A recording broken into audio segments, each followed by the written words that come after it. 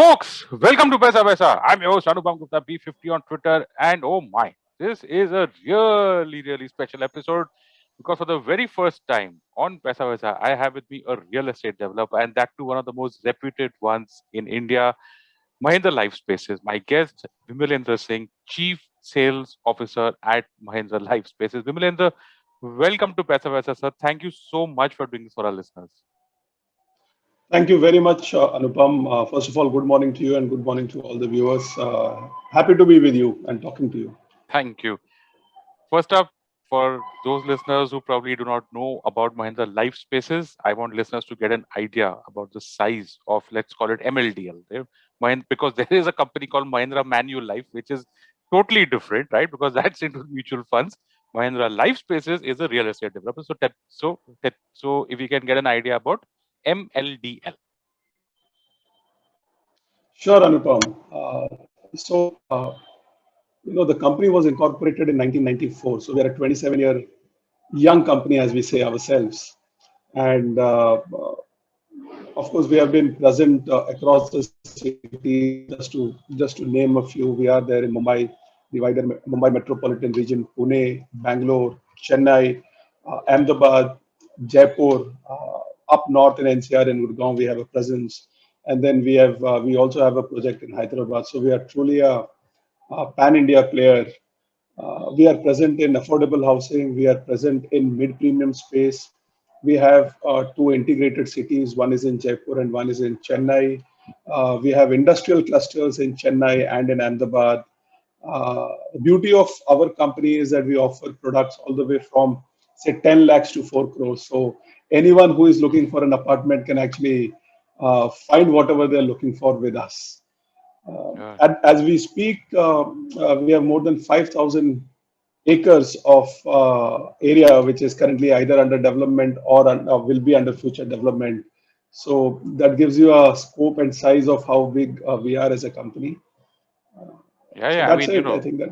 almost 30 years old, present across residential, commercial, present across cities, present across budget sizes. You're probably the best person, on this show so far to make us understand this space, right? Because we have never done real estate on our podcast till now. So I want to now go into sales trends, right? Because this time last year, of course, where we are now is also a fairly tragic situation with the lockdowns here in Bombay. But this time last year, of course, we are just going into the pandemic. And at that point of time, all of us would have thought that that's it, real estate is finished because people are working from home. Nobody will come to office.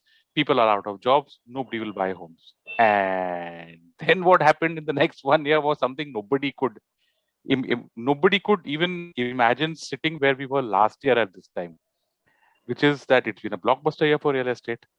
Even considering the lockdown and whatever that's happened in the last 1 year, if I just look at any data, at the very basic level, the BSE Realty Index has really shot up in the last 1 year. I want to get your perspective of things that have already happened in the past so that we can make a sense out of this. It just gives us some kind of a way to deal with what's ahead of us, to understand what happened, what we expected, and what really happened. Could you just make sense of this for our listeners? No, and so true, and it's a topic which I've been speaking about. Let's go back 12 months actually, and sitting safe in the first week of April, as we are sitting today, everybody thought, "Oh my God, what has happened, and what is going to happen?" The lockdown, the company is getting impacted, and everything was in disarray. And that's where I think the human resilience also comes into picture. Uh, and frankly, nobody at that point of time would have predicted a year which will be so good and so great. Now, and like every other sector, every other company, we were also impacted in the first quarter, and obviously the sales were slow. Yeah. And sometimes the best of the innovations happen when you are at your most difficult phase of your life. While fortunately for us as Mahindra Life Spaces, we had already started the digital journey Mm. almost 6 months before the lockdown actually got implemented, and that really helped us. So what happened during the lockdown? We actually said, okay, let's be brave and let's try some new concepts in the market. So we launched a product called as Happiness Palghar. Palghar is around 100 kilometers from here, which is around 2.5 hours, 2 hours from Borivali by car. And then we did a completely digital launch, Anupam. And and just imagine the old traditional mindset. If you have to buy a house, you'll go to the site, you will look at the sample apartment, Sample you want flat. to Yeah. look at the development. If you don't feel, you will not buy, right? That's a traditional way of purchasing a home. Yeah. We just flipped it around and we said, whatever the experience customer gets physically, we will provide that completely digitally, Wow. which means we mirrored every physical experience digitally. So we used to have these virtual calls with the customers. We provided a 3D image. We explained the entire development digitally. The customer can ask any questions. All the videos were placed digitally. The locations were explained digitally. And what was very, very surprising for us and for the industry is it was a phenomenal success. And a lot of the stereotypes got broken. Just imagine, people buying a 15 lakh apartment basis the virtual 1.5 hour interaction with the sales manager. And this kind of opened up a lot of the doors, not just for us as a company, but for the sector. And since then, a lot of the developers we have seen in the marketplace adopting what we have already done. This kind of tells us that the consumers are really picking up the digital technology at a much faster rate than at times we think they are doing. So that was one great thing that has happened, and I'm happy to share that we sold 250 units. Just Wow. imagine, this is a wider Mumbai metropolitan region, 250 units completely digitally. And all the transactions were done online, which means the booking was done online. The first payment was done online, to the extent that we were able to also provide a registration, which was online. How was that possible? Because for the longest time, you need to go to the office and go through those middlemen and be in those very crunched up spaces, sitting in front of someone, and that entire process would take at least half a day. How did you guys? How was that done? So that is the amazing thing. We have a facility called as e-registration. And not many developers have adopted it or implemented it. So, I mean, what we have done in collaboration with the Maharashtra government, we have actually registered a project, and then we have uploaded all the documents, and then the government gives us the ability to do the registration electronically. Either the customer can come to our site, or actually we can take a laptop, everything is there in the laptop, go to the customer's home and do the registration. So that is the beauty. So that's what I said, technology has evolved to this extent that today, frankly, it is not mandatory for you to go to a sub registrar's office, spend, as you rightly said, that half a day, deal with so many people. So a lot of things have changed and they've become very, very easy. So that was the first bright spot last year during the pandemic.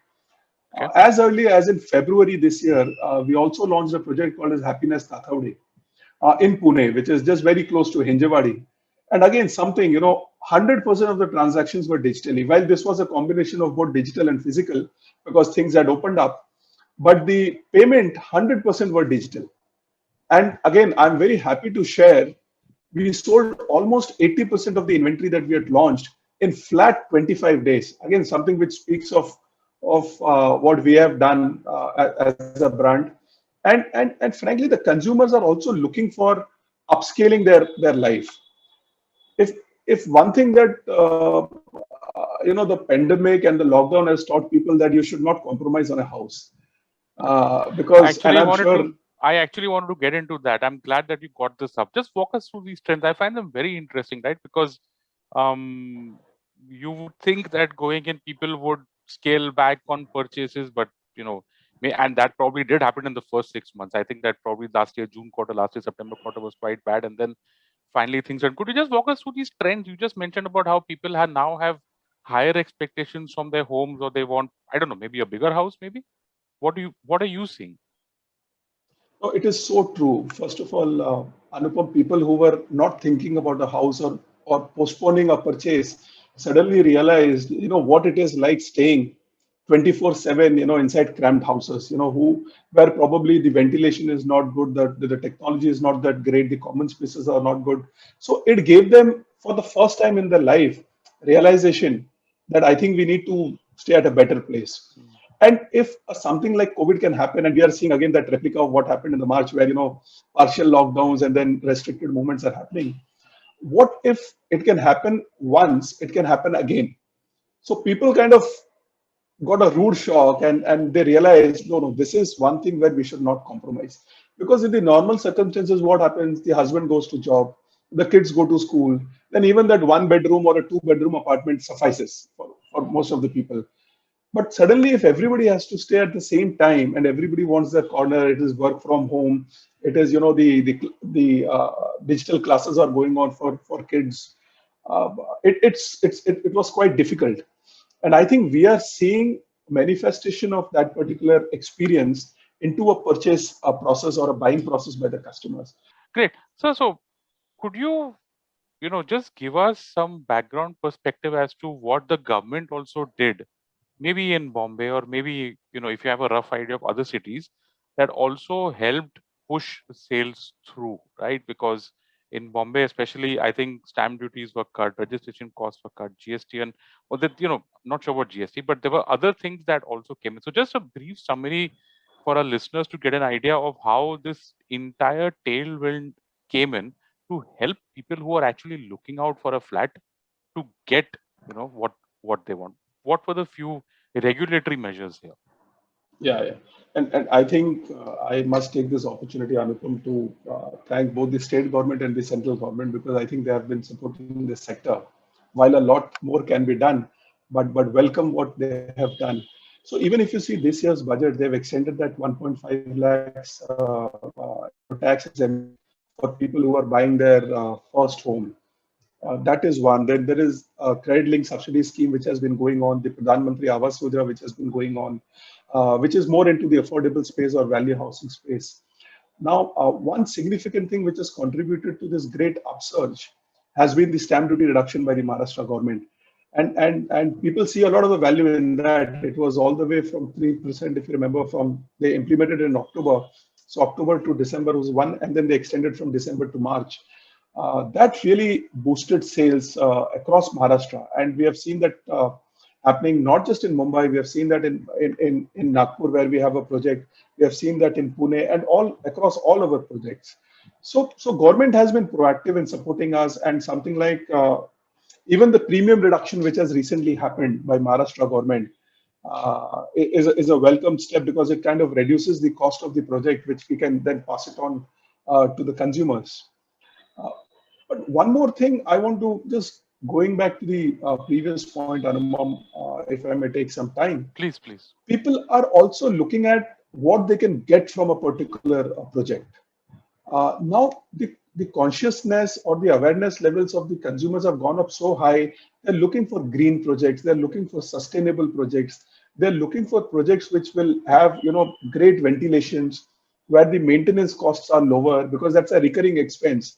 And of course, over a period of time, we have seen this industry mature to a very large extent, where the discussions between the developer and the customer are very, very mature.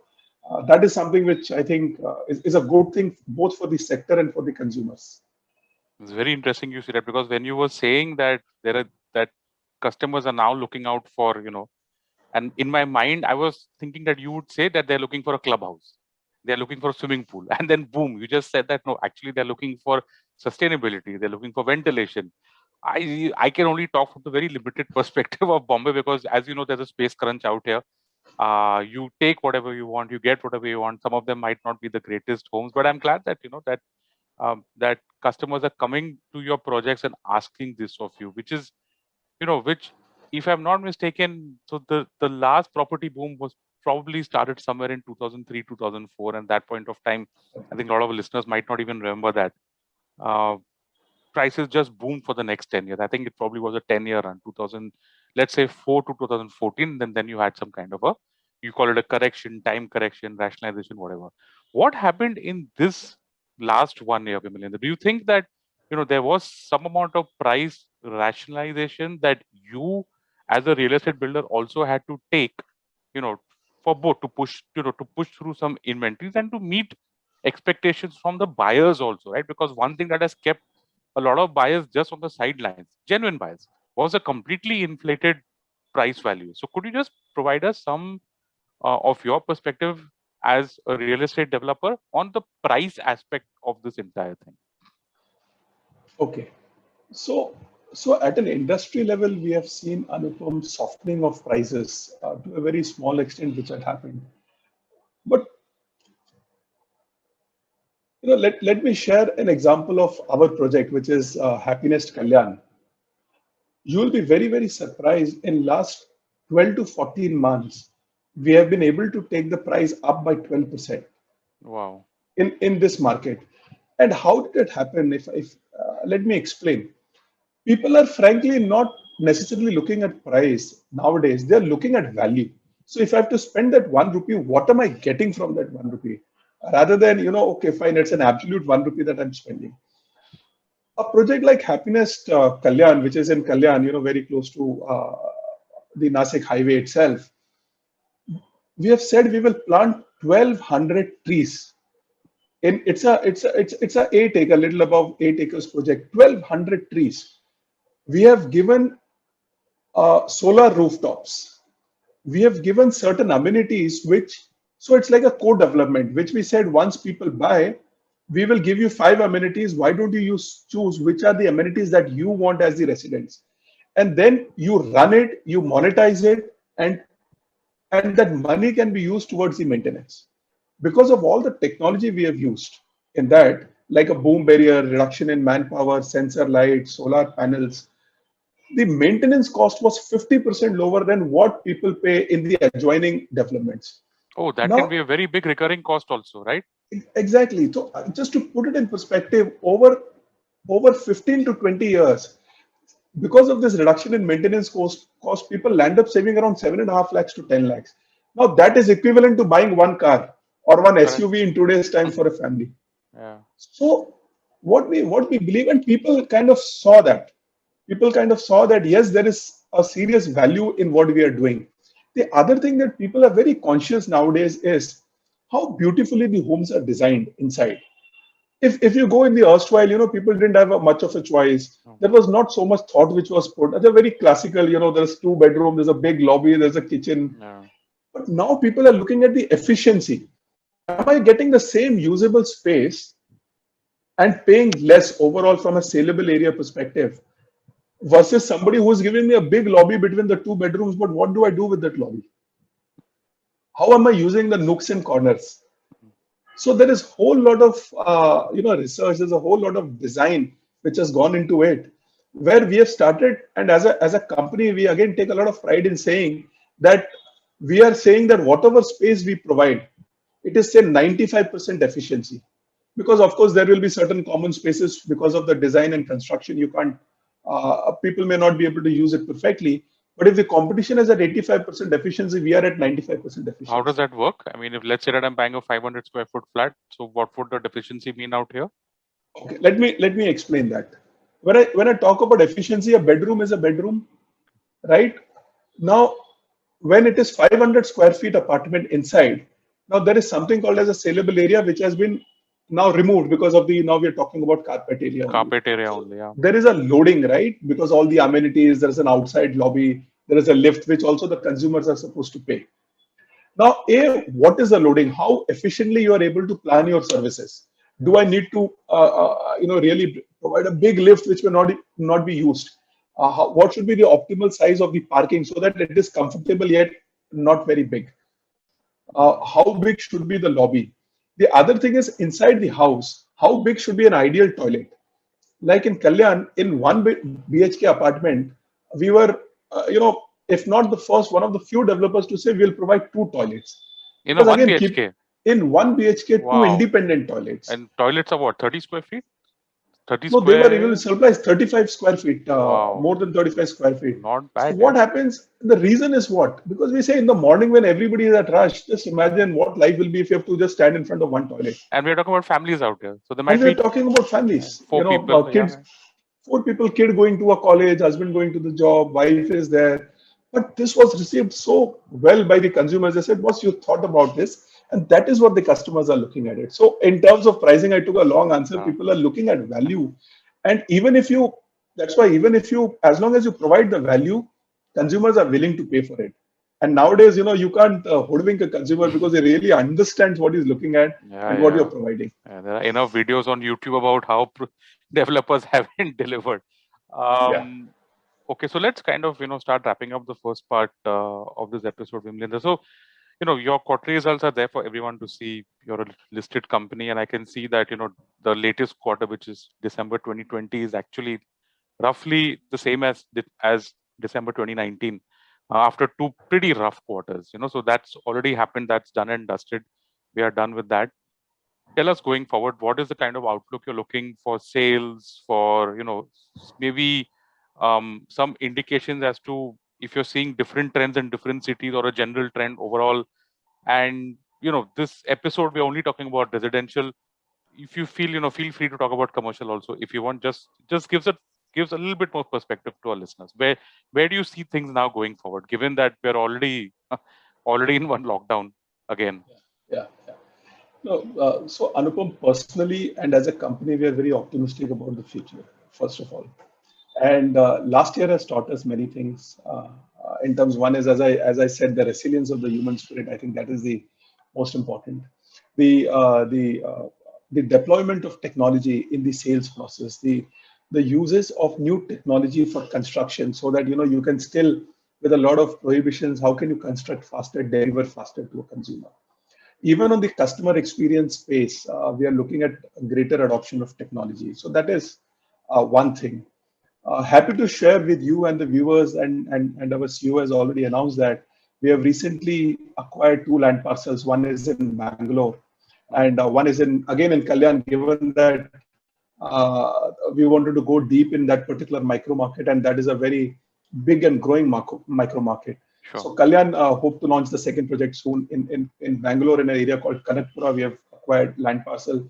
So we are very bullish on the future. We are looking at expansion and aggressive expansion. The cities of our focus are Bombay, Pune, MMR, and then of course Bangalore, where we are present. But because we have integrated cities both in Jaipur and in Chennai, and obviously by the very nature of integrated cities, they will have commercial and residential. So in Chennai, the residential is already developed. One more fact that I want to share, which a lot of the viewers may not know, uh, between Mahindra World City Jaipur and Mahindra World City Chennai, we have created a direct employment of for 60,000 people. And I Wow. think that is how we measure ourselves, saying that what is the value we add to the society and we add to the country. So one is homes, which is one thing, but then it gives us a lot of pride when we say that we've been able to give that employment to 60,000 people, and that's direct employment. We have more than 160 domestic and international companies who have their bases both in Jaipur and in Chennai. And Okay. I think why we will continue to expand that piece. As I said, on the residential space, we are bullish and big in Mumbai. We have a lot of the launches planned up in the coming year, in this financial year. So all in all, excited about the growth. And I'm sure it will happen given the demographics that we have, Right. given the migration to the urban cities which is happening, the smart city focus which the government has given, because and there's so much of allocation which has happened in the major metros where the infrastructure is getting further developed.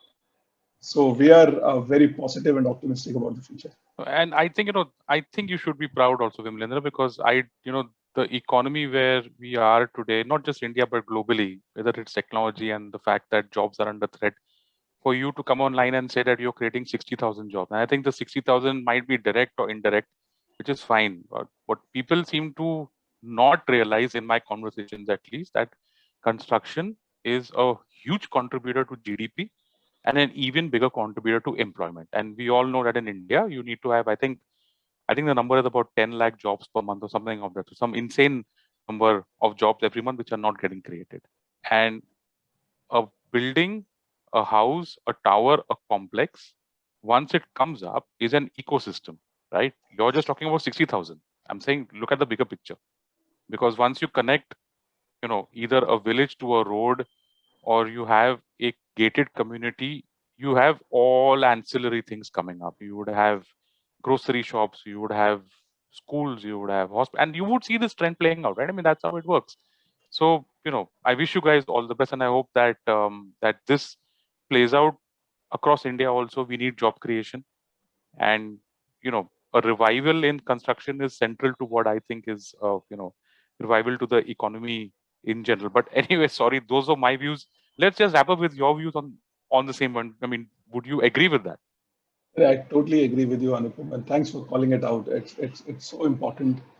I think the role that the developer or the construction industry plays in the employment generation is huge, both on the organized sector as well as the unorganized sector. While we are a big corporate listed company, but you're spot on. While when we launch a project, there's so much work that we give to the main contractors, to the subcontractors, to the laborers who are there. There is so much consumption of concrete. There's so much consumption of other MVP material, of the steel, of iron. So I think it keeps the entire economy going. And once it is done, the kind of jobs that we create, say for the security people, for the maintenance people, for all the And those are lower recurring strata of the jobs. society, Those and are they're recurring recurring jobs. month on Yeah. month. Yes, very much month The on month. contractors might leave to another project, but you're creating something that's going to recur now for this set of people. It's going to be there for these people, at a lower strata of the society. And while doing all these things, as I said, we take a lot of pride in saying that we create developments which are sustainable, 100% sustainable. So we see how we can recycle the water. How can we use recycled water for planting watering the common areas and watering the trees? How can we leverage more technology? How can we ensure that the CO2 emission in our while construction is lower? And we take all those parameters very, very seriously. I'll give you one more example, Anupam. In our projects, we have started using water meters. In Bombay, you must have seen, in Mumbai, you must have seen, it's a common maintenance bill. So it doesn't really matter if A is using more water and B is using less water, they get charged equally. So we said, why? Pay for what you use. So we have actually installed water meters, A, for two reasons. One is let people be conscious of the amount of water they're using. And this consciousness will then drive conservation. B is you pay only for what you use. A very very simple measure, but very powerful in the context of the environment and what we are trying to do. And we are happy to play a very small part in this big effort of sustainability. Yeah. I mean, come on, yeah. The difference between taking a bath with a bucket and with a shower is of a magnitude of, I don't know, 3 times, 4 times. And pretty much all of us who stay in cities just put on the shower without thinking twice. Yeah. Whereas if what's called a balti bath, I don't know if it's still called that. The amount of water savings that are there would be phenomenal. I mean, guys, listeners, if you're wondering why I'm, probably going off track, believe me, these are topics that we have never ever discussed on Paisa Paisa, and it's great to speak to someone who's passionate about it. I don't, get real estate people on my show for whatever reason. I would love to have them, and if I had it in me, I could easily do an entire series of episodes just on this topic with Mind Life. But we have to come back. These are things that are not discussed in the ambit of personal finance. Unfortunately, all discussions on real estate land up only about one or two things, which is one, prices are too high, and two, rent or buy. Okay, so we'll get to rent or buy on the next part of this episode, but I do hope that this discussion has added some perspective, some value, and Vimalendra has been so kind to share it with us. So, Vimalendra, we're going to take a small break out here. When we come back, we're going to get into this very, very hot topic, rent versus buy. And then I want to really talk about one very big topic in the second part, is how to choose a developer, and you're the best person for that. So, folks, don't go anywhere. This is a really super duper special of Paisa Paisa. My guest with Vimalendra Singh, Chief Sales Officer at Mahindra Life Spaces. We'll be right back. And welcome back to this really special episode of Paisa Paisa. My guest, Vimalendra Singh, Chief Sales Officer, Mahindra Life Spaces. In this part, we are going to talk about a really hot topic, which is rent or buy. Vimalendra, being a developer, you're agnostic. आपको क्या फर्क पड़ता है? लोग खरीदें, rent करें, you're fine with that. But I'm sure that, in your personal circles, in your, friends, family, conversational topics, you would find this really thing, this really hot thing that has come up in the last few years, probably because people have become more focused now. I remember maybe 10, 20, 30 years ago, nobody would even talk about this. So, घर खरीदना है या नहीं खरीदना है? You have to buy a house, means you have to buy a house. खत्म. Now it's become rent versus buy, for the simple reason that it's staring you in the face, right? You're getting a home loan for, even at these rates, at 6.95% SBI, let's say. But at the same time, if you calculate the rent in yield on the flat that you want on rent, is just 2%. So 2%, 7%, no brainer. Give us your perspective on this very hot topic. It's a great question, Anupam, and it's a topic of intense discussion. Let me say debate, Mm, and across the years and across the ages. By the way, it is not just that young people are talking about it. Sometimes people at my age are also once in a while start contemplating. But let me start with sharing one survey result and few surveys that I've seen. Close to 60 to 70% of the millennials, and let me not use the word millennials in its truest form, let me say 25 years to 35 years of age, uh, are actually looking to own a house over next 3 years. Now, the mindset changes when you are single, the mindset changes when you get married, and the mindset changes when you have a child. And we have seen in our experience, till the time it's a very single couple, they don't mind staying on rent. But the moment they have a family, I think the thought process gravitates towards saying that let me own a house. Because in India and in our psychology, and we have grown with it, a home is an asset. While I can stay on rent, I will obviously pay a lower amount. I'll save a lot of the money. But I can't, and you must have seen that, you can't make this change, you can't make that change, which is my corner at the end of the day. I may have to change houses every 2 years. And then beyond the point, that fatigue of changing the house starts catching on. And increasingly, I'm seeing people want to settle down because they want that stability and they want that peace of mind. And given what has happened last year's experience, we are seeing that hasten, where people are saying it is okay to pay a little more, mm, and the interest rates, touchwood, at this point of time are at the lowest. Let's take a loan. We both work over next 15 years. This will become our asset, or over next 20 years, it will become asset. Plus, in our culture, we have a strong tendency. We think, what can I create and give to my kid? Okay, let me make some yeah, pass on some inheritance to my child. yeah. Do I have enough money for my retirement? And one example, which now people have seemed to understand, and purely from a finance sense, because Anupam, I have a finance background. I was 13 years into banking, Mm, and is that if you have your own house, tomorrow that house has a value. You can take a loan against property. In case, in a worst case scenario, there are other things like a reverse mortgage which is available.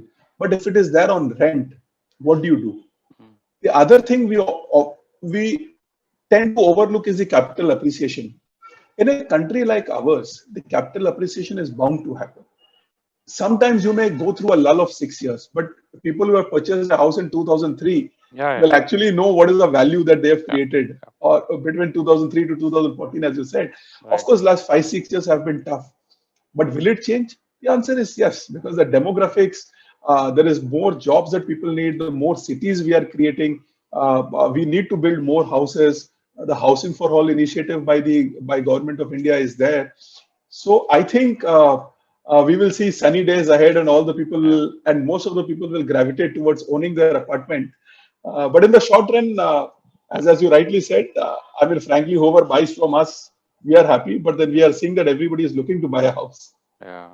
So I think that the economics for affordable housing are in fact even better now. If you throw in the subsidies and all the sops that the government is giving, and you're talking about smaller budget also, say I don't know, maybe 10, 12 lakhs or something. I think that there the rental yields are actually almost maybe 1% lower than the actual effective interest rate that you're getting after the tax cut and after everything. Am I right in that?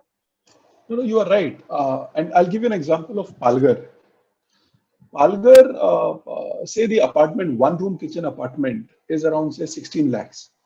Now, if you look at the development, there are 50 plus amenities, and that is why it did so well. Because when we explain to the customer, he thinks, oh, no, no, no, it can't be affordable. So many amenities. There's a Miyawaki forest, there is a open area, there is a library, there is other things.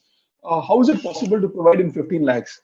So the simple answer we say is, we are in the business of, providing a great value to whatever we offer, and not necessarily, well, of course, profit remains Sure. to be made, but it is not that exorbitant profit Sure. you can make. So, and this is part of the business ethics that we have.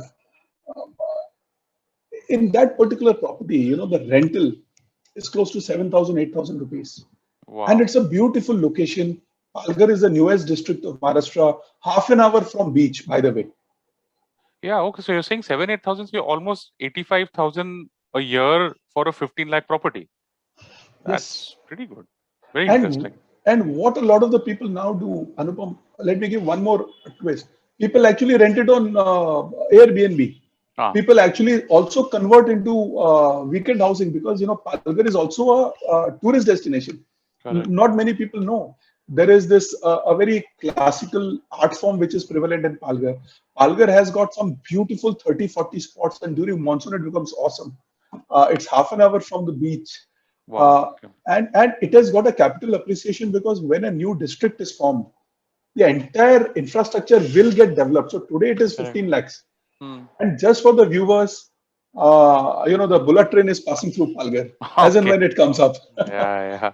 So just Let's imagine the development potential. yeah. Let's shift to something that is in the heart of a lot of people here, at least for me. That even after all the benefit from the government, fall in interest rates, what's a dream home in Mumbai? There is still look affordable. What do you think is going to happen going forward? Just general views. And I ask this, half in jest. Don't take it too Yeah, seriously. yeah. In Mumbai, Anupam, the problem is of supply, right? The problem is of land supply. Ultimately, a lot of the dynamics of how an apartment is priced is a function of what is the cost of the land. Now, and I personally don't see prices getting rationalized unless there is an intervention from the government where they say, okay, they reduce the reserve price of the land parcels or they unlock new land parcels in Mumbai specifically. Hmm. But if you see some of the other locations where there is an employment generation, there is an infrastructure story, the prices are there or there is a moderate increase in the prices, Sure. right? So that will continue. Unfortunately, and given the cost of construction, a lot of the consumers don't realize or people don't realize there is a cost of construction. There is a cost of approval because there is a time which takes X amount of time which takes, and any time as it becomes more and more, eventually increases the cost. And if I don't know if you're following the commodity prices, the steel prices are going Yes, up, yeah, the we concrete is have going up, all commodity prices, I think, are at a are, three, are, four are year at high a or peak. something. Yeah. Yes. We got to pass through And that at some point of time. now what do we do? Then there is this minimum wages. There is this minimum wages that we are supposed to pay to all the people, right? We need to adhere to the safety guidelines. We have to do it at a particular quality. So all these things involve cost. And so unfortunately, we don't really, as a developer, have much say on these external costs. And hence, as a developer, also they're actually working with very small margins. And hence volume is important. Sure. So I personally don't think in a place like Bombay you'll be able to see a reduction in value See, in the we like cost. Let me put it that way. we need to figure out an increase in our incomes, hopefully, if that works. Okay, okay. So, Vimalendra, now we are at the main question of this episode, which I hope is of maximum use to our listeners. You know, in simple words, how do they choose a good developer, right? Because I can tell you that real estate is one of the worst. Uh, if you look at it as a financial product, right? Someone who invests in a house, then it is a horrible thing compared to something that's as easy as investing like shares or ETFs or even gold for that matter. Real estate investment requires a lot of, you've got registration, you've got stamping, you've got a lot of stuff like that. But even if you forget real estate as an investment, people who spend their hard-earned money, their dream house, etc., land up getting conned by builders. Okay, which is why, please, if you can just help us, if you can give our listeners some kind of a checklist that when you go to choose a house, at least let's not talk about what to look in a house because that probably will take one more episode. But if you could just give us some idea about how to choose a good developer, and even on the house, if you have any point of view on that, why not? Let's talk about that. Thanks, Anupam. And this is in my mind also the most important question because this is one category where which is the single biggest purchase in a person's life. And this is also one category where a person is willing to take a lifelong debt to own that particular asset. So it's quite Yeah, yeah. paradoxical in that Mortgages stack. are like some 20 years, yeah, and a lot of 20 people years, just 25 years. spend better part of their working life just repaying their home loan. You're right, absolutely right. Correct. So what I'll tell the viewers is look for the history or the past performance of a particular developer. I'll not name the developer, but whenever you choose a particular project, look at whether in the past this developer has delivered as per the committed timelines. Is The other thing is, in today's time, because RERA is in place, is the RERA certification there for any project? So I'm not getting into a branded developer versus a non-branded developer, just to be fair, because I know a lot of the people also look for standalone buildings and Yeah. non-branded developers. Look if the project is registered in RERA. It has to be registered in RERA. So unless it is registered, if it is not registered, please don't even go and look at that particular And project. all states have One. their own RERA now, right? All states, RERA is a national act. So in Maharashtra, it is called as Maharera. In Haryana, it is HRERA, Haryana RERA, Tamil Nadu RERA. So the project has to be registered. The RERA approval has to be received. And The this is fact there on the website. People can just it go is and check there it on the out. website. It is, you can go to Maharera website, just type on Google Maharera. You will type the project, you will get all the details. So that is transparency for you. If the RERA registration is there, you can be reasonably assured that a lot of the approvals have been obtained, and hence they've got. Post RERA, also look at the, as I said earlier, past delivery record of this project. Because while in RERA, they will say, okay, fine, in 4 years we will deliver. Has in the past this particular developer really delivered in 4 years, or he has taken 8 years, or he has taken 10 years, right? Look at developers who are not very high on debt. And let me elaborate that particular point. Because when you are very, very high on debt and don't have strong balance sheets, they're actually, what is happening, there is a rotation of money which is happening. So they're a lot dependent on the sales. If the sales volumes are very good, the project will go through. God forbid if they have the RERA approvals in place, but the project doesn't kick off well, they don't have money, then they resort to loans. Yeah. And if the cycle turns bad, or if the sales doesn't happen, that's when the problems occur. And that's what we have seen in the past. People have, or the developers have taken more than what they can actually deliver. So they're heavily leveraged. So I think while the leverage information may not be readily available, and hence the alibi for that is look for the corporate developers. Listed, at least those who are listed, because you would get the annual reports on the website straight away. Yeah, look at the listed developers, look at the branded developers of the corporate houses, because there is a legacy. If I talk about Mahindra, see, Mahindra Lifespaces is one company in the entire Mahindra group, and the Mahindra legacy is very strong. It's known for transparency. It is known for trust and faith. So obviously we adhere to the highest standards of governance, highest standards of customer centricity and delivery. So at the back of the mind, it gives a lot of the comfort that yes, it's a Mahindra Group company, it's Mahindra Lifespaces. What is promised will be delivered in not just in letter but also in spirit. Many a times, there is a difference. So look at approvals. We as a company have a very strong balance sheet. We have almost zero debt to equity ratio, Anupam, since the finance viewers are also there. Debt to we hardly have any debt, and that's where it actually puts us in a very strong position to expand and do a lot of the things in a very, very different way in this market space. Sure. Okay. Last question, because it's kind of embedded in this question, because the two things that you said very clearly was go to RERA and check out the financials of the developer that you're looking at. The one thing that always comes up when you're buying a house is under construction versus ready-made. Obviously, because ready to possess, or ready to move in, it's called, whatever. A building that basically has all the permissions in, like the OC, and when you're paying for that, you can literally walk into your house the very next day, versus an under construction which can go on and on forever. What's your view on which one to buy, right? Because the trade-off is a little bit tricky out here. The under construction will give me a good price, but the ready to move in gives me a better timeline. So how does this work? What's your view on this? I get that you're a developer, so you're fine both ways, but even then. Yeah. No, but it's important. And frankly, we are seeing this behavior in very different way in different markets. In a place like Mumbai, Pune, Bangalore, even under construction is selling at a very good pace. So the mix between under construction and developed properties or OC ready properties is quite healthy. If you go in north, something like a Gurgaon or a Delhi, the preference for a RTMI, which is a ready to move in inventory or an OC ready inventory, is very high. And again, many a times it boils from the fact that what is the history or how developers have behaved in a particular location or a geography. To a very large extent, that psyche gets developed because of that. But Mm.